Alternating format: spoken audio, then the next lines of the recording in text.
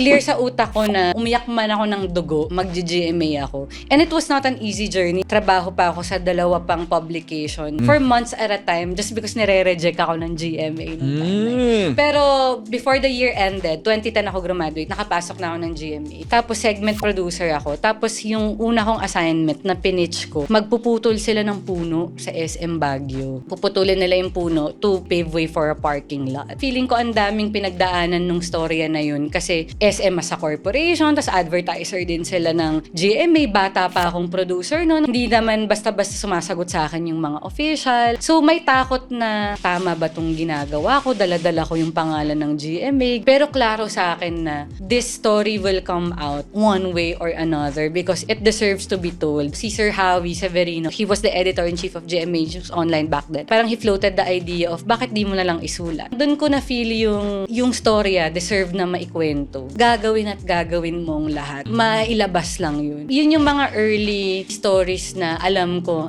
tatagal ako dito if not for a lifetime talaga. Listen up, yo. Linya Linya Show.